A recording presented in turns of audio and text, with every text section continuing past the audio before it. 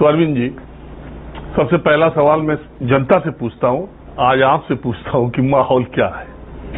माहौल दिल्ली में और देश में दोनों में जिक्र करता हूं। दिल्ली में मेरे को जो इन्होंने गिरफ्तार किया, उससे दिल्ली की जनता में बहुत ज्यादा गुस्सा है।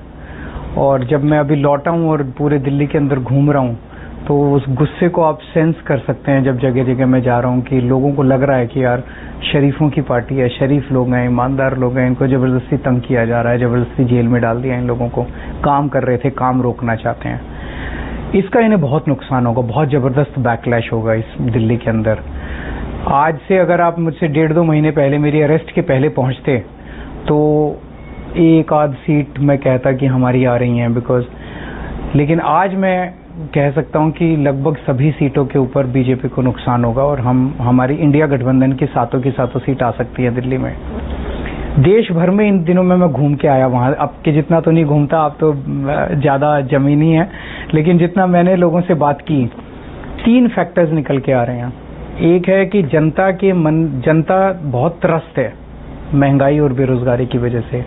बहुत ज्यादा महंगाई हो गई है, बहुत ज्यादा, घर के खर्चे नहीं चल रहे हैं, घर का खर्चा चलाना मुश्किल होता जा रहा है। घर में बच्चों की नौकरियां जा रही हैं बढ़ने की बजाय, और पढ़ के लोग बच्चे घर में बैठे हैं।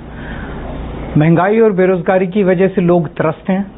और दूसरी तरफ वो जब अपने प्रधानमंत्री की तरफ देखते हैं, तो प्रधानमंत्री जी के मुंह से पूरे चुनाव में ये नहीं निकला कि मेरी महंगाई, मैं जानता हूं महंगाई है, मैं ये कदम उठाऊंगा कम करने के लिए, बेरोजगारी के लिए ये कदम नहीं। वो देख रहे हैं कि रोज प्रधानमंत्री जी उल्टी सीधी गालियां दे रहे हैं विपक्ष। हमारे यहाँ अभी उन्होंने इंटरव्यू दिया, उन्होंने कहा हम अगर ना होते तो महंगाई ज्यादा होती। आप मनमोहन सिंह के चुनाव के समय आपने देखिए, मनमोहन सिंह के कार्यकाल में महंगाई थी।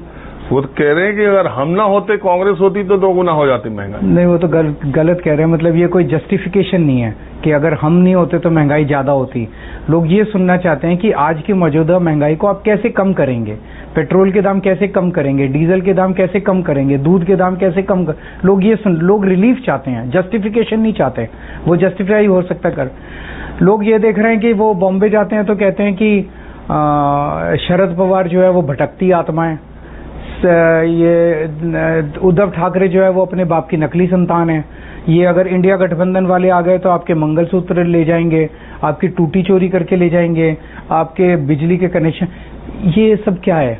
लोग प्रधानमंत्री से उम्मीद करते हैं कि वो उनकी समस्याओं का समाधान देंगे और एक विजन देंगे जो उनको नजर नहीं आ रहा। तो एक तो ये फैक्टर बहुत बड़ा है। दूसरा फैक्टर है, बीजेपी ये चुनाव एक टीम की तरह नहीं लड़ रही है।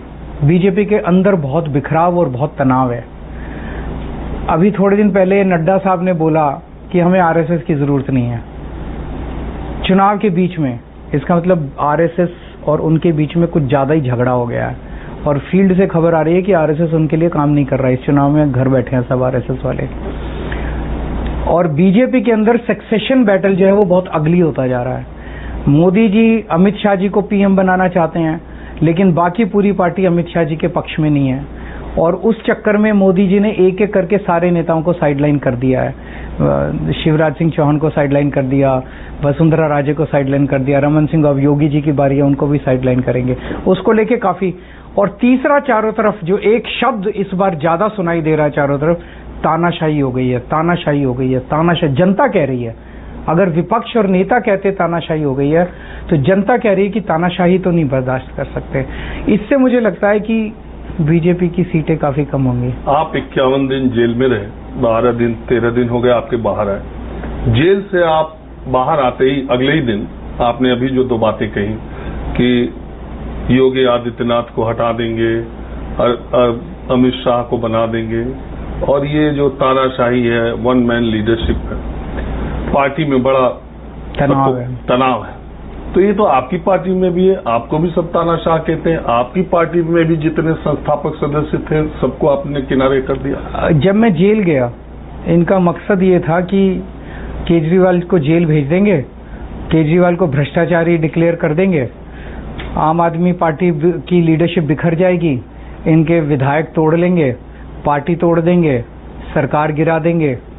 उल्टा हुआ, और फिर जनता के बीच में रोष पैदा होगा, ये कैंपेनिंग का सब कुछ उल्टा हुआ।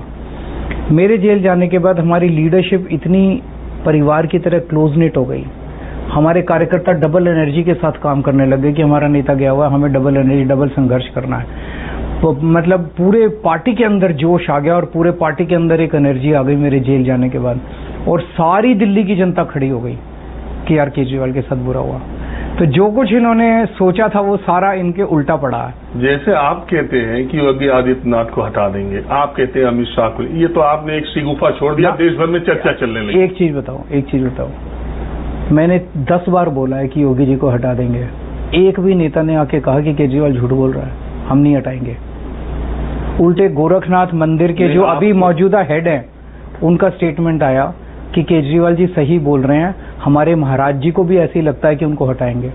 उनका स्टेटमेंट देखा था आपने? देखिए आप, ये तो विपक्ष में इतने नेता हैं, वो विपक्ष में नहीं है, गोरखनाथ मंदिर जो है वो उनके जो अभी हेड हैं उनका स्टेटमेंट तो यही है, योगी आदित्यनाथ जी या सेकंड हेड होंगे जो अभी मौजूदा पुजारी जी हैं, उनका स्टेटमेंट आया कि केजरीवाल जी जो ठीक कह रहे हैं वो ठीक कह रहे हैं, हमारे महाराज जी यानी कि योगी जी को भी लगता है कि उनको हटाएंगे। आप जब बोलते हैं, आप इतने हैं विपक्ष में नेता, सारे नेता बीजेपी पर अलग अलग तरीके से अटैक कर रहे थे। जब जेल से आप बाहर आए अगले दिन आप नैरेटिव सेट करने में तो आप मास्टर हैं। आपने ये 2 बयान दिया, आधे घंटे के अंदर अमित शाह को आके कहना पड़ा कि नहीं प्राइम मिनिस्टर तो मोदी जी रहेंगे। उन्होंने ये नहीं कहा योगी जी को नहीं हटाएंगे। नहीं, आप अपनी पार्टी के हो। नहीं, 1 मिनट। और दूसरी चीज, इन्होंने जितने नेताओं से ने बोला, सबने अपील की प्रधानमंत्री जी से कि आप मत हटिएगा। नहीं, ये किसी ने अपील नहीं की, न कहीं ये लिखा है। एक मिनट। प्रधानमंत्री जी ने नहीं कहा कि मैं वो रूल मेरे ऊपर लागू नहीं होता। अरे रूल कोई किताब में थोड़ी लिखा है, उनके संविधान में लिखा है। नहीं, संविधान में नहीं लिखा, उन्होंने रूल बनाया जिसके तहत आडवाणी जी को हटाया गया, जिसके तहत मुरली मनोहर जोशी जी को हटाया गया। 75 साल से ज्यादा के लोगों को टिकट भी दिया पीछे दिनों में। नहीं, कईयों के टिकट काटे गए। मोटा मोटे तौर पे आप देखिए, उन्होंने रूल बनाया प्रधानमंत्री जी ने। या तो प्रधानमंत्री जी सामने आके कह दें कि वो रूल आडवाणी जी के लिए बनाया था, मेरे पे लागू नहीं होता। उन्होंने ऐसा तो नहीं कहा। प्रधानमंत्री जी ने रूल बनाया, वो अपने पे लागू जरूर करेंगे। अगले साल वो कई बार कह चुके हैं कि मैं पद के लिए नहीं आया। तो आप कह रहे हैं उनकी सरकार ही नहीं आ रही? अगर सरकार आई तो सरकार नहीं आ रही है ऐसा मुझे लगता है, लेकिन अगर सरकार आई तो फिर वो रूल उनके ऊपर जरूर वो अपने ऊपर लागू करेंगे। और वो वोट अमित शाह जी को प्रधानमंत्री बनाने के लिए मांग रहे हैं, अपने लिए नहीं मांग रहे हैं। जब आप जेल में थे तो वो भी कहते थे कि आप जिस जगह पर बैठकर, जहां बाबा साहब अम्बेडकर और भगत सिंह की फोटो लगी है, आप जहां से राष्ट्र को संबोधन करते हैं, दिल्ली के बारे में, देश के बारे में संबोधित करते हैं, वहां सुनीता केजरीवाल जी बैठ के संबोधन करने लगी। तो वो भी ये कहते थे कि केजरीवाल अगर हटे या ऐसी परिस्थितियां आई कोर्ट से या कहीं से भी, आप तो इस्तीफा दे नहीं रहे, तो सुनीता केजरीवाल को सीएम बना देंगे। इसमें 2 क्वेश्चन है आपके। पहली चीज तो सुनीता जो मेरी धर्म पत्नी है, वो उसने हर कदम पे मेरी जिंदगी में मेरा साथ दिया, और मैं बहुत भाग्यशाली हूं कि मेरे जैसे सनकी आदमी को उन्होंने अपनी जिंदगी में बर्दाश्त किया। मैं इनकम टैक्स कमिश्नर होता था जब एक दिन इस्तीफा देके आ गया और मैं दिल्ली की झुग्गियों में जाके काम करने लग गया। आप सोच सकते हो कि पत्नी के ऊपर क्या गुजरी होगी कि एक सरफिरा आदमी अपना इतनी अच्छी नौकरी छोड़ के आ गया और दिल्ली की झुग्गियों में। सामान्य वो भी IRS अफसर थी, वो IRS थी, मैं भी IRS था। IRS की नौकरी से त्यागपत्र देके झुग्गियों के अंदर काम करना, पत्नी के, मेरे लिए तो ये चलिए पागलपन था, उसका तो पागलपन नहीं था ना, उसके ऊपर क्या गुजरी होगी। तो पूरे दौर के अंदर उन्होंने मेरा साथ दिया। इस बार जब मैं जेल गया तो उसने मेरे और जनता के बीच में एक पुल का काम किया। वो अंदर आके बताती थी कि जनता में क्या चल रहा है, मैं फिर उनको कहता था कि मेरी तरफ से जनता को ये संदेश दे देना, और बाहर आके वो संदेश देती थी। उनकी किसी तरह की पॉलिटिकल इच्छाएं नहीं है, उनकी किसी भी तरह की कोई वो नहीं है। तो एक मेरे से प्रश्न पूछा गया पिछले दिनों में, भविष्य में क्या अब वो चुनाव लड़ेंगी? उनकी कोई चुनाव लड़ने की कोई इच्छा नहीं है। आप देखा ये जाता है, आप जैसे हम लोग वो दौर भी देखे हैं, आप 2010 का जब आप आंदोलन चला रहे थे, दिल्ली के मेट्रो स्टेशन से लोगों का भरना, इतनी बड़ी संख्या में सड़कों पर निकलना, भ्रष्टाचार के खिलाफ एक नायक खड़ा था अरविंद केजरीवाल। और आज की तारीख में जब उसी अरविंद केजरीवाल की सरकार पर, लोगों पर, मंत्रियों पर भ्रष्टाचार के आरोप लगते हैं, वो बहुत से कारण है, आप बताते भी हैं, PMLA का 45 सेक्शन जिससे उनको जमानत न मिली। लेकिन लोग ये नहीं सोच पाते थे कि जिस अरविंद केजरीवाल ने जो जो बातें कही थी वो अपनी अपनी बातों से इस तरह से पलट जाएंगे। और भ्रष्टाचार का आरोप केजरीवाल पे ये कई लोगों को ऐसा लगता है कि आपने सत्ता की खातिर उनके विश्वास को तोड़ा है। नहीं, ये बिल्कुल नहीं लगता है। अगर ऐसा लगता तो जिस बैकलैश का मैंने जिक्र किया, आज दिल्ली के अंदर बच्चा बच्चा कह रहा है कि केजरीवाल ईमानदार है, उसे जबरदस्ती फंसाया गया है, शरीफ आदमी है, अच्छा काम कर रहा था और जबरदस्ती इसके ऊपर। एक चीज आप तो माहौल क्या है पूछते हैं, ये पूछना हर आदमी ये कह रहा है कि अगर 100 करोड़ का भ्रष्टाचार किया तो पैसा कहां गया। इन्होंने इतनी रेड कर ली, इतनी रेड, अब तो ये इनको भी कुछ नहीं पता, कुछ भी बोल दे कि अब कह रहे हैं 1100 करोड़ का भ्रष्टाचार किया। तो कहीं कोई जमीन मिली होगी, प्रॉपर्टी खरीदी होगी उससे हमने 100 करोड़ से, कुछ ज्वेलरी खरीदी होगी 100 करोड़ से, कहीं कोई सबूत ही नहीं है, कुछ नहीं है। इतनी रेड मार ली, कहीं कुछ नहीं मिला, तो वो हवा में थोड़ी गायब हो गया। पूरा का पूरा केस फर्जी है। यही सबसे बड़ा तानाशाही की तरफ हमारा देश जा रहा है कि किसी भी को भी पकड़ के जेल में डाल दो, फिर बेल मिलती नहीं है। ये जो इन्होंने मोदी जी ने नया कानून बनाया, इसमें बेल मिलती नहीं है, बेल का प्रावधान नहीं है। दूसरी बात जो आपके बारे में लोग कहते हैं, जब मैं जाता हूं लोगों से बात करता हूं, तो आम आदमी की बात मैं कह रहा हूं, जो सवाल वो पूछते हैं वो मैं आपसे पूछता हूं। कहते हैं अरविंद केजरीवाल ने कांग्रेस के खिलाफ अपना पूरा वजूद खड़ा किया। हम कांग्रेस के करप्शन का जो आरोप उन्होंने लगाया उस वक्त हम उनकी बातों में यकीन मान गए और कांग्रेस को दिल्ली में नेस्तनाबूद आपने किया। आज मोदी विरोध में आप इस कदर चले गए कि आप कांग्रेस के उम्मीदवारों के रोड शो में हाथ पकड़ करके रोड शो कर रहे हैं। नहीं, इशू मोदी विरोध का नहीं है, इशू देश बचाने का है। जो मैंने कहा कि आज जिस किस्म की तानाशाही है, अगर इस बार मोदी जी जीत गए, जनतंत्र नहीं बचेगा। रशिया के अंदर क्या हुआ? रशिया के अंदर पुतिन साहब हैं, उन्होंने सारे विपक्ष को पकड़ के या तो जेल में डाल दिया और या उनको मरवा दिया। सबसे बड़े विपक्षी नेता को उन्होंने मरवा दिया। फिर उन्होंने चुनाव कराए, 87% वोट आ गए। बांग्लादेश में क्या हुआ? शेख हसीना ने सारे विपक्ष को पकड़ के जेल में डाल दिया, फिर चुनाव कराए, जीत गई, बम्पर सीट आई। पाकिस्तान में क्या हुआ? इमरान खान को जेल में डाल दिया, उसकी पार्टी भी छीन ली, उसका सिंबल भी छीन लिया, जीत गए। हमारे देश में भी यही होने वाला है और ये जनता समझ रही है। इस वक्त देश को बचाने के लिए हम साथ आए हैं और हमारे सामने कुछ भी नहीं है। मोदी जी 2002 में गुजरात का चुनाव जीते, 7 में जीते, 12 में जीते, 14 में देश का चुनाव जीते, 19 में जीते, 20 साल से वो मुख्यमंत्री प्रधानमंत्री हैं। कहा किस संविधान को उन्होंने बदल दिया, खतरा आ गया। अभी ये जो माहौल जो चल रहा है, ये माहौल किस तरफ इंडिकेट कर रहा है? जो जनता जगह जगह बोल रही है तानाशाही आ गई, तानाशाही। मेरे को किस लिए अंदर किया? एक चीज बताओ, अभी तक हमारे देश के अंदर जो सिस्टम था, क्रिमिनल जस्टिस सिस्टम जिसको कहते हैं, वो ये था, अगर कोई एफआईआर होती थी, एफआईआर होगी, उसके बाद जांच होगी, उसके बाद मुकदमा चलेगा, मुकदमे में जज ये ऑर्डर पास करेगा ये दोषी है, ये निर्दोष है, और उसके बाद दोषी जेल जाता था। मुकदमा चलने के बाद, ऑर्डर आने के बाद दोषी जेल। इन्होंने कानून ये लेके आए कि अब एफआईआर होती है, जिन जिन लोगों का नाम होता है एफआईआर में, सबको पहले ही गिरफ्तार कर लेते हैं। 1 मिनट सुन लीजिए, पहले ही गिरफ्तार कर लेते हैं। उसके बाद गिरफ्तारी में ही जांच होती है, गिरफ्तारी में ही मुकदमा चलता है, और मुकदमे के बाद जब तक जज ये ना कह दे ये निर्दोष है, तब तक वो जेल में रहता है। ये कानून किसके लिए लाए हैं? सारे विपक्ष को जेल में डालने के लिए। मेरे को ये बताओ, मेरे को गिरफ्तार कर लिया, हेमंत सोरेन को गिरफ्तार कर लिया, एनसीपी पार्टी के 2 टुकड़े कर दिए, एनसीपी का सिंबल छीन लिया, एनसीपी की नाम छीन लिया, शिवसेना के 2 टुकड़े कर दिए, शिवसेना पार्टी का सिंबल छीन लिया, शिवसेना का स्टालिन के मंत्रियों को गिरफ्तार कर लिया, ममता बनर्जी के मंत्रियों को गिरफ्तार कर लिया, पिनराई विजयन पे केस कर लिया, किसी भी दिन गिरफ्तार कर सकते हैं, तेजस्वी यादव के ऊपर केस कर रखे हैं, किसी भी दिन गिरफ्तार कर सकते हैं।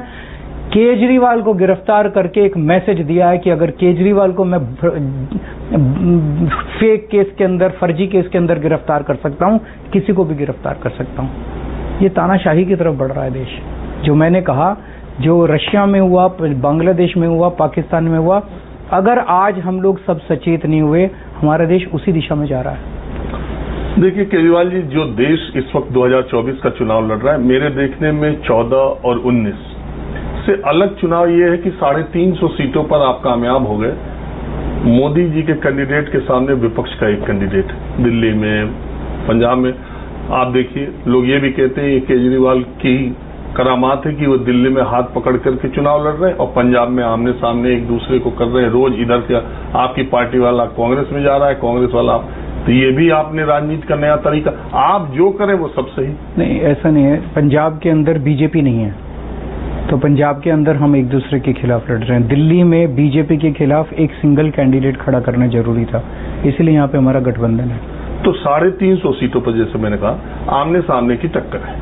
मैं भी बहुत जगह पर घूमता हूँ, उस आमने सामने की टक्कर में ये समझ नहीं आता कि जो विक्ट्री मार्जिन है वो कम होगा या सीटें कम होंगी या सीटें बढ़ेंगी। आप इसको कैसे देखते हैं? क्योंकि आप केवल अर्थमेटिक देख रहे हैं, एक केमिस्ट्री होती है, वो मोदी जी भी उसका जिक्र करते हैं। मोदी जी भी उसका जिक्र करते हैं। जब जनता मन बना लेती है तो जनता फिर किस तरफ अपना वोट डालती है वो आपको पता भी नहीं चलता। अर्थमेटिक के हिसाब से तो लोग कहते हैं दिल्ली के अंदर पिछले 2019 को देखो तो आम आदमी party plus Congress is less than BJP. बिल्कुल है ना, हाँ। ये अर्थमेटिक है। हाँ। लेकिन ये क्यों भूल जाते हैं कि बहुत सारे बीजेपी के वोटर ऐसे हैं जो इस बार बीजेपी से त्रस्त होके, चाहे महंगाई की वजह से, चाहे बेरोजगारी की वजह से, चाहे केजरीवाल को जेल में डालने की वजह से, चाहे तानाशाही की वजह से, बीजेपी को वोट ना देके या तो हमें वोट दे रहे हैं या घर बैठेंगे। ऐसा बहुत बड़ा तबका है। जब इसको क्वांटिफाई करना बड़ा मुश्किल है। लोग इसको इस तरह से देखते हैं कि 14 में चुनाव हुआ, उसके 8 महीने बाद दिल्ली का चुनाव हुआ। जिस दिल्ली ने 7 लोकसभा मोदी जी को दिया, उतने विधायक भी नहीं दिए बीजेपी को, 367 आपको दिया। फिर 19 में चुनाव हुआ, मोदी जी को 7 दिया, फिर बीजेपी को उतने ही सांसद विधायक दिए जितने सांसद दिए। इस बार अलग है। जब हम 2014 में और 19 में जनता के बीच में लोकसभा में जाते थे तो जनता कहती थी केजरीवाल अजय आप अच्छे आदमी हो, आप दिल्ली के लिए अच्छा काम कर रहे हो, पर ये छोटे चुनाव में आपको देंगे, बड़े चुनाव में उनको देंगे, क्योंकि नेशनल लेवल पे तो आप हो ही नहीं। इस बार नेशनल लेवल पे हम हैं, हम नेशनल अलायंस का गठबंधन है। नेशनल अलायंस की सरकार अगर केंद्र में बनेगी तो हम भी उसका हिस्सा होंगे। तो लोग जब हमें वोट दे रहे हैं तो सेंटर में सरकार बनाने के लिए दे रहे हैं। पहले लोग कहते थे आपको 7 सीट दे भी देगी तो आप क्या कर लोगे लोकसभा में। अब 7 सीट अगर दे दी तो हमारी सरकार बन जाएगी सेंटर में। लोग ये समझ रहे हैं। इस बार ये बहुत बड़ा डिफरेंस है। लेकिन एक चीज है, पहले आप कहते थे कि ये 500 लोग हैं, यही पार्टियों में बटे हुए हैं, यही देश को चला रहे हैं, इनके सबके खिलाफ आपकी लड़ाई थी। वही 500 लोग अभी भी हैं और उनमें से 500 में 300 आप ही की तरफ आ गए या आप उन्हीं के साथ जाकर के लड़ रहे हैं। अब आम आदमी पार्टी अलग है। आम आदमी पार्टी जो है वो उनका उस सिस्टम का हिस्सा नहीं है, इसीलिए तो ये हमारे पीछे पड़े हुए हैं इतना। आम आदमी पार्टी ने जिस तरह से शिक्षा पे काम किया, 75 साल में काम हुआ। आज तक आप तो इतने बड़े पत्रकार हैं, मेरे को 75 साल में एक पार्टी, एक नेता बता दो जिसने कहा हो कि मैं आपके बच्चों के लिए अच्छे स्कूल बना दूंगा इसलिए वोट दे दो, मैं आपके लिए अस्पताल बना दूंगा इसलिए वोट दे दो। किसी ने इस पे, मैं आपके लिए बिजली 24 घंटे कर दूंगा इसलिए वोट दे दो, किसी ने वोट मांगा ही नहीं इन चीजों पे। कोई जाति पे ये हमारा वोट बैंक है, वो तुम्हारा वोट बैंक है, इसी पे वोट चलते थे। पहली बार एक पार्टी आई है, एक छोटी सी पार्टी, दिल्ली में भी सरकार बन गई, उसके बाद पंजाब में भी क्यों? हमारे काम की वजह से। ये नई किस्म की राजनीति है। हमारे काम की, दिल्ली में जो हमने काम किए उसकी वजह से पंजाब के लोग आकर्षित हुए, उन्होंने सरकार बना दी। उसकी वजह से गुजरात के लोग आकर्षित हुए, हमें 14% वोट मिल गए। उसकी वजह से गोवा के अंदर लोग आकर्षित हुए, हमारे 2 MLA बन गए। पूरे देश में मैं जहां जा रहा हूं, हमारा संगठन नहीं है लेकिन ये विचार जो है आम आदमी पार्टी अब 4 लोगों की पार्टी नहीं है, ये एक विचार है जो लोगों के दिल में बस गया कि ऐसे भी सरकार चल सकती है, इतनी ईमानदारी से भी सरकार चल सकती है। इसमें कोई दो राय नहीं कि पिछले 10-12 सालों में पार्टी बना करके आपने जो सियासी सफलता हासिल की है वो अपने आप में एक पैमाना, एक मापदंड है। लेकिन साथ ही लोग, आपकी स्कूल शिक्षा की बात को अगर मैं मान लूं, लोग भी मानते हैं दिल्ली में ऐसा, लेकिन लोग ये मानते हैं कि आपको स्कूल के लिए, शिक्षा के लिए, बिजली फ्री, पानी, इसके लिए वोट दिया था। आप शराब, आपके सरकार पे आरोप लगा, आप एक पर एक शराब बिकवाने लगे। आपको शिक्षा और स्वास्थ्य के लिए वोट दिया, आप ऐसी नीति लेके आए। गलत है। देखिए, शराब घोटाले पे जो आरोप लग रहा है कि हमने भ्रष्टाचार कर दिया, भ्रष्टाचार कहाँ कर दिया? जो पहली चीज तो एग्जैक्टली यही शराब नीति पंजाब में लागू हुई। पंजाब में इस शराब नीति से सरकार का रेवेन्यू 6,000 करोड़ से बढ़ के 10,000 करोड़ हो गया एक ही साल में, रेवेन्यू बढ़ गया। दूसरा, जितना बेसिकली जो सिस्टम के बाहर पैसा था, लीकेजेस थी, नकली शराब बिकती थी, वो बंद हो गई सारी। वो सिस्टम के अंदर आ गया सारा पैसा, ट्रांसपेरेंसी हो गई। पहले दिल्ली हमने क्या किया, हमने ऑक्शन कर दिए। तो ये तो ऑक्शन तो सबसे अच्छा सिस्टम है, जोन्स बना दिए, जोन्स का ऑक्शन कर दिया। तो अगर सरकार का रेवेन्यू बढ़ गया, अगर वो सिस्टम के बाहर का जो पैसा था वो सिस्टम के अंदर आ गया, तो इसमें भ्रष्टाचार थोड़ी हुआ। दूसरा, लोग आप तो ये कहते हैं कि केजरीवाल जो कहते हैं वो करते नहीं है, और यू टर्न लेने में सबसे मास्टर आदमी। मैंने कहा था पुरानी सारी बातें भूल जाते। एक मिनट, मैंने कहा था मैं स्कूल बनाऊंगा, स्कूल बनाए। मैंने कहा था आपको फ्री दवाइयां दूंगा, फ्री इलाज दूंगा, मैंने दिया। मैंने कहा था तुम्हारी बिजली फ्री कर दूंगा, बिजली फ्री कर दी। मैंने कहा था 24 घंटे बिजली दूंगा, 24 घंटे गाड़ी नहीं लूंगा, घर नहीं लूंगा, वो नहीं बोलते, सब तो बोलते हैं, बोल देते हैं गाड़ी नहीं लूंगा, घर नहीं लूंगा। कैसे काम चलेगा? आप अगर गाड़ी नहीं लेंगे तो एक मुख्यमंत्री कैसे काम करेगा? तो ये आप अगर पता था आपको? नहीं, ऐसा मैंने नहीं कहा था। उसको एक्स्ट्रा वेगेंट वो बना के प्रस्तुत किया जाता है, ऐसा वो नहीं था। तो गाड़ी और घर के बिना ये जिस तरह की माहौल बनाते हैं बीजेपी वाले, उनके पास जब कोई भी चीज नहीं होती, जब हमारे काम के ऊपर वोट पड़ने लगते हैं। अभी जैसे मैं आया हूं, जब से जितने इंटरव्यू दिए कह रहे हैं आपके 3 राज्यसभा सांसद गायब थे। अरे गायब थे तो क्या हुआ? इस सवाल तो मैं पूछने वाला हूं। नहीं, एक मिनट। तो अब बीजेपी इसी नाम पे वोट मांग रही है क्या, कि केजरीवाल के 3 राज्यसभा सांसद गायब थे इसलिए हमें वोट दे दो? ये मुद्दा है उनका, बीजेपी का यही मुद्दा है। 10 साल सरकार चलाने के बाद केंद्र में तुम दिल्ली में इस बात पे वोट मांग रहे हो कि केजरीवाल के 3 गायब थे तो थे। तुम्हें क्या प्रॉब्लम है? मेरी प्रॉब्लम है, मैं निपट लूंगा अपनी पार्टी में, उनसे पूछ लूंगा भाई क्यों गायब थे, कहां गए थे। सबकी अपनी प्रॉब्लम हो सकती है। इनके भी तो आडवाणी जी ने वोट मांगे, मुरली मनोहर जोशी ने वोट मांगे, वसुंधरा राजे ने वोट मांगे, 30 गिना दूंगा मैं इनके जिन्होंने वोट नहीं मांगे, घर बैठे हैं। तो ये जबरदस्ती के मुद्दे बनाते हैं जिनका कोई देखो, एक चीज है, लोग अपनी समस्याओं का समाधान चाहते हैं। लोग ये चाहते हैं कि हमारे बच्चों को अच्छी शिक्षा मिले, हमारे घर का खर्चा चल जाए, हमारे बच्चों को नौकरी मिले, इलाज के लिए अच्छे अस्पताल हो, सड़कें हो अच्छी, बिजली हो ठीक, पानी हो ठीक। उसकी तो बात ही नहीं कर रहा कोई, हमारे सिवा कोई बात कर रहा है उसकी। ये उसको गाली दे रहा है, वो उसको गाली दे रहा है, ये उसको गाली दे रहा है, वो उसको। ये क्या राजनीति है? कल आपने मोदी जी का भाषण सुना था, वो बोले इंडिया गठबंधन वाले आपकी टूटी, घर की टूटी लेके भाग जाएंगे। ये प्रधानमंत्री के बोलने की बात है? उनका विजन है कोई? बोले अगर ये इंडिया गठबंधन वाले आ गए तो आपके घर की बिजली काट देंगे, आपके बैंक के पैसे लेके आप भी हंस रहे हैं। नहीं, मैं आपकी बात से सहमत हूं कि लेकिन ये चुनाव है, आप उनको बोल रहे हैं। प्रधानमंत्री ने भैंस को भी कहा, मंगलसूत्र भी कहा, और आप भाषण दे रहे हो तो कह रहे हो कि कमल के फूल पे बटन दबाओगे तो मैं जेल में रहूंगा, अगर मुझे जेल से बाहर आना है तो आप इधर बटन दबाओ। सही बोल रहा हूं। आप जेल को, अपनी जेल से जमानत को जनता से ये बता रहे हैं जेल, जिसपे ऑब्जेक्शन भी हुआ कोर्ट में कि आप जो है कोर्ट ने उनकी बात नहीं मानी। कोर्ट ने कहा केजरीवाल सही बोल, नहीं कोर्ट ने ऐसे तो नहीं कहा सही बोल रहे, कोर्ट ने उस पर कोई ऑब्जेक्शन नहीं लिया। आप कहे आप भी मैंने क्या गलत बोला बताओ भाई? अगर बीजेपी आ गई जाने को जनता के बटन से जोड़ रहे हैं, बिल्कुल जोड़ रहे हैं। आप बेगुनाह हो भाई, अगर वो कमल पे बटन दबाओगे तो मेरे को ये लोग जेल में रखेंगे, और अगर कमल पे बटन नहीं दबाओगे, अगर हमारी सरकार आ गई तो जेल में नहीं रहेंगे। तो सरकार से आप जुडिशरी को प्रभावित करेंगे। अभी तो अमित शाह कह रहे हैं कि आपके खिलाफ स्पेशल ट्रीटमेंट है। मैं कितने दिन जेल में रहूंगा ये प्रधानमंत्री जी तय करते हैं। मैं सतिंदर जैन और मनीष सिसोदिया, इन दोनों के पास मैसेज गए हैं कि अगर बीजेपी ज्वाइन कर लो तो आपकी बेल करा देंगे। कैसे करा देंगे?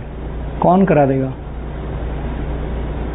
मैं जुडिशरी का पूरा सम्मान करता हूं, लेकिन जुडिशरी में भी इंसान हैं। कई ऐसे जज हैं जो कि वो प्रेशर विदस्टैंड कर जाते हैं और अच्छे भी, वो उसके बावजूद भी इंडिपेंडेंट, लेकिन कई ऐसे लोग हैं जो प्रेशर विदस्टैंड नहीं कर सकते। जुडिशरी पे बहुत प्रेशर है इस टाइम। गृह मंत्री अमित शाह कह रहे हैं आपको स्पेशल ट्रीटमेंट। वो तो बौखलाए हुए हैं जब से मुझे वो मिल गया है। सुप्रीम कोर्ट का मैं शुक्रिया अदा करना चाहता हूं कि उन्होंने मुझे 21 दिन की मोहलत दी है। पूरी तरह से बीजेपी बौखलाई हुई है, उनके टॉप के नेता बौखलाए हुए हैं कि केजरीवाल बाहर कैसे आ गया। केजरीवाल जी सच सच बताइए, 1 तारीख को आपकी जमानत की अवधि खत्म हो रही, 4 तारीख को नतीजे आएंगे। अगर भारतीय जनता पार्टी और मोदी जी के पक्ष में ये नतीजे आए तो फिर आपकी प्रतिक्रिया हम लोग तो देख नहीं पाएंगे, जेल में होंगे, लेकिन आप पे बीतेगी क्या? नहीं, जो भी आएंगे नतीजे वो जनता जनार्दन है, जो भी नतीजे जनता देगी वो मंजूर है। पर आप शुभ शुभ बोलिए। नहीं, मैं जनता जो देगी आप पूरी कोशिश कर रहे हैं। आपने तो कहा था 24 घंटे से पूरा मंजूर 36 घंटे मेहनत करेंगे। आप मेहनत भी कर रहे हैं। आप में तो यही है कि आप आए हैं जब से हेडलाइंस में अगर मोदी जी के बाद कोई है तो केजरीवाल। आप रोज कुछ न कुछ ऐसी बातें करते हैं, हर इलेक्शन में आप कुछ न कुछ ऐसा करते हैं जिस पर चर्चा होती है। मुझे याद है 2020 का दिल्ली का विधानसभा चुनाव हो रहा था, गृह मंत्री ने जवाब दिया बटन यहां दबाओ, करंट शाहीन बाग में लगेगा। और उसके बाद आप जितने टीवी इंटरव्यूज में गए आप हनुमान चालीसा पढ़ने लगे। आप वहीं से आपने उसको जो पोलराइजेशन था उसको आपने वहां वो किया। गुजरात के चुनाव के समय आपने एक नया शिगुफा छोड़ दिया, नोट पर लक्ष्मी जी गणेश। तो ये शिगुफा जो आप छोड़ते हैं वो स्पॉन्टेनियस और मोमेंटरी होता है कुछ दिन के लिए, फिर उसको आप भूल जाते हैं। ऐसा क्यों? नहीं, जो मुद्दे होते हैं मुद्दे उठाते हैं, जितने दिन मुद्दा जरूरत होती है उतने दिन मुद्दा चलता है। और आप पे आरोप ये भी लग रहा है कि आप दिल्ली के मुख्यमंत्री और पार्टी के सर्वे सर्वा हैं। एक पार्टी जो आपने खड़ी की इतनी बड़ी, उसमें इतने आपके घर में ऐसी घटना घटी। स्वाति मालीवाल के मामले में आप चुप क्यों? हर चीज में बोलते, इसमें बोल नहीं रहे? नहीं, ऐसा नहीं है। मेरा अपना मानना है कि अब 2 वर्जन है, एक स्वाति जी का वर्जन है, एक विभव का वर्जन है। तो दोनों वर्जन पुलिस के सामने है, जांच चल रही है, मामला कोर्ट में है।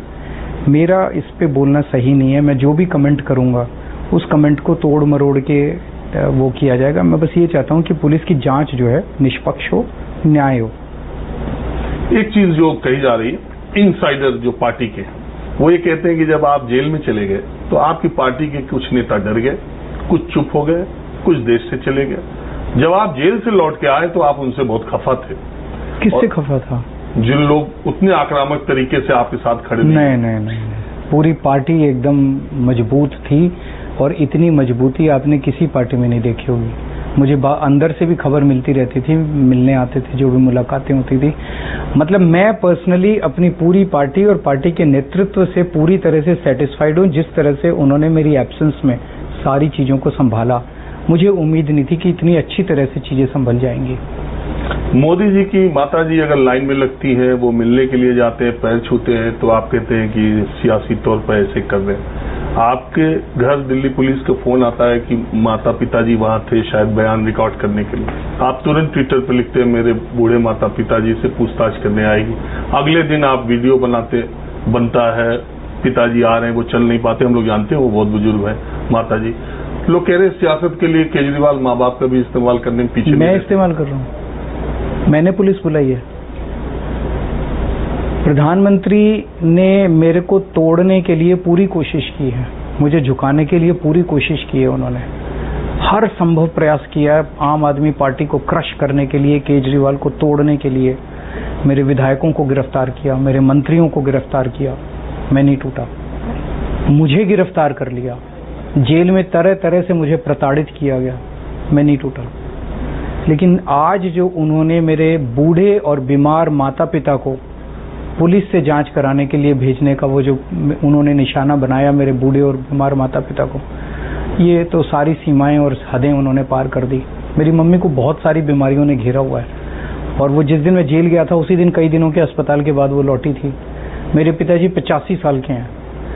तो मैं प्रधानमंत्री जी से कहना चाहता हूँ आपकी लड़ाई मेरे से है, मेरे माँ बाप को प्रताड़ित मत कीजिए, ऊपर वाला देख रहा है। तो आप हर चीज में पीएम को ले आते हैं। दिल्ली पुलिस का मसला, उसमें भी प्रधानमंत्री, ईडी रेड करे उसमें भी प्रधानमंत्री, सब में प्रधानमंत्री। सारी एजेंसियां काम करना बंद कर दें, Delhi police, ED, income tax, CBI, सब कुछ तो पीएमओ से ही चलता है, आप लोग भी जानते हैं। अरे आप आईआरएस अफसर हैं, आपका ये एक्सपीरियंस पहले भी था ना? पहले ऐसे नहीं चलता था, डिपेंड करता है अलग अलग रिजीम्स के अंदर, पर अभी तो सब कुछ केंद्रित पीएमओ में ही है, सब कुछ पीएमओ से तो चलता है। एक चीज जो लोग जानना चाहते हैं, इस देश में 2 ही पॉलिटिशियन हैं जो कंसेक्यूटिवली लगातार 2 बार बीजेपी को मात दे चुके हैं। एक ममता बनर्जी जो 2000 बीजेपी जब मजबूत हुई 14 के बाद, 16 के इलेक्शन में और 21 के इलेक्शन, एक अरविंद केजरीवाल। दोनों का स्ट्राइक रेट बढ़ा बीजेपी के खिलाफ। दोनों मुश्किलात सेंट्रल एजेंसीज के रडार पर सब कुछ। ममता तो अपना 21 का निकाल ले गई, अब 26 में हिसाब होगा। लेकिन अभी जिस मुकाम पे आप हैं, 24 चल रहा है, 6 महीने के बाद दिल्ली के विधानसभा चुनाव शुरू हो जाएंगे। आप अपनी पार्टी के अकेले रणनीतिकार हैं, चेहरा है, स्टार कैंपेनर है, आप ही सब कुछ डिसाइड भी करते अपनी पार्टी में ज्यादातर। अगर आप जेल में रह गए तो आपको लगता है कि दिल्ली आपके हाथ से निकल जाएगी? अगर मैं जेल में रह गया तो जेल में रहते हुए 70 की 70 सीट दे देगी ये दिल्ली की जनता।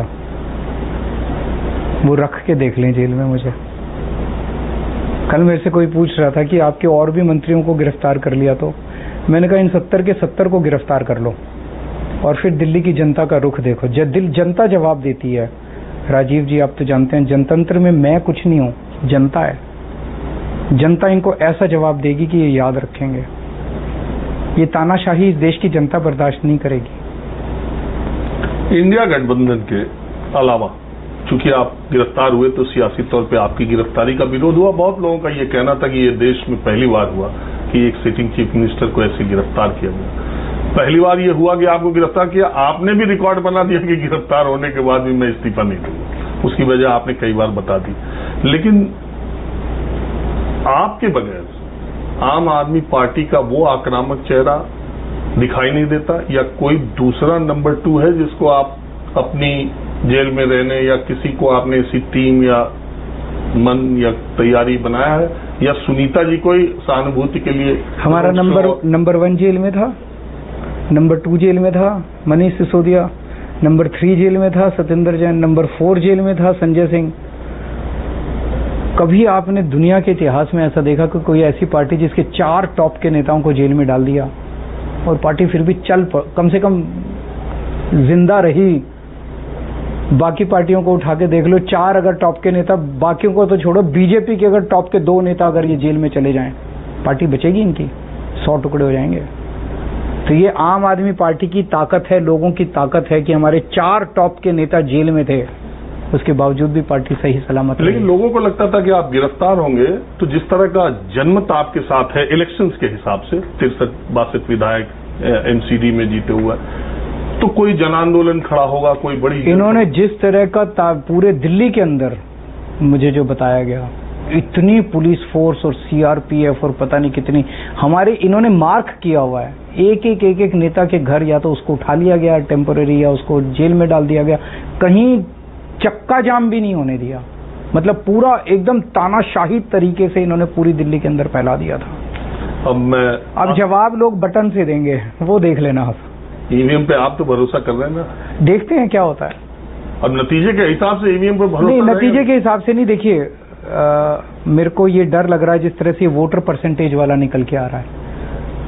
भाई जिस दिन शाम को ईसी अनाउंस करता है कि आज इतने % वोट पड़े, और 4 दिन मान लीजिए वो कहता है कि 52% वोट पड़े, 4 दिन के बाद इलेक्शन कमीशन कहता है 52% नहीं थे, 62% थे, तो 4 दिन में 10% वोट कहां से आ गए? और इलेक्शन कमीशन जवाब ही नहीं दे रहा। लोग आरटीआई डाल रहे हैं, आरटीआई का कोई जवाब नहीं। देखा खड़गे साहब ने लेटर लिखा था उनको, इलेक्शन कमीशन ने क्या जवाब दिया? उनको जो जवाब दिया वो जवाब सही था। Election commission form 17C website पे क्यों नहीं डाल देता लोगों को?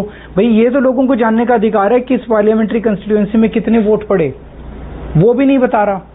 आरटीआई में लोगों ने पूछा तो कहते हैं हमें नहीं पता कितने वोट पड़े। अगर आपको यही नहीं पता कितने वोट पड़े तो काउंट कितने वोट करोगे? फिर तो जो मर्जी कह दो, ये इसको इतने वोट मिल गए, इसको इतने वोट मिल गए, इसको इतने। ये तो बहुत बड़ा शक है। मैं ये नहीं कह रहा कुछ गड़बड़ है, इतना ज्यादा शक की गड़बड़ हो भी सकती है। लोगों के मन में ये संदेह है। और डेमोक्रेसी के अंदर ट्रांसपेरेंसी एक ऐसी चीज है जो फेथ पैदा करती है सिस्टम में। सिस्टम में अगर विश्वास खत्म हो जाए फिर जनतंत्र चलाना बड़ा मुश्किल हो जाता है। अब आखिरी कुछ 2-1 सवाल मैं आपसे पूछता हूं। आप इंडिया गठबंधन के लोगों के साथ जा रहे हैं तो ज्यादातर इंडिया गठबंधन के नेता कह रहे हैं कि 150 सीटें आएंगी, 200 सीटें आएंगी। आप शुरू ही करते हैं 230, 240, 250, 220-30। किसी ने हमसे पूछा कि केजरीवाल के बगल में इंडिया गठबंधन का नेता 150 बोलता है और वो 200। सबकी अपनी अपनी असेसमेंट। मैंने कहा केजरीवाल हमेशा ऐसा बोलते हैं कि सामने वाले को लगे कि बिल्कुल सच यही बोल रहे हैं। जैसे शुरू में आपने इंटरव्यू में कहा कि जब मैं जेल नहीं गया था तो हमें सीटें नहीं मिल रही थी, अब हम आ गए तो सीटें मिल रही। तो देखने वाले को, समझने वाले को ये लगे अब केजरीवाल जो बात कहते हैं, देखो पहले ये कह रहा था इसे एक भी सीट नहीं मिले, अब 7 सीट मिल जाएगी। पर सही बोल रहा हूँ मैं, सच ही बोल रहा हूँ। मतलब आप जो कह रहे हो कि ऐसा लगता है, लगता नहीं है, सच ही बोल रहा है। सब चीज आप बोलने में, जब आप बोलते हैं तो आप नैरेटिव सेट करने में बिल्कुल माहिर है, इसमें कोई दो राय नहीं। जो आप कहना चाहते हो सामने वाले की समझ में बैठाना चाहते हैं। लेकिन मेरा सवाल ये है, बीजेपी अगर आई तो वो 240 पे नहीं रुकेगी, जो हम पहले आपसे कह रहे थे।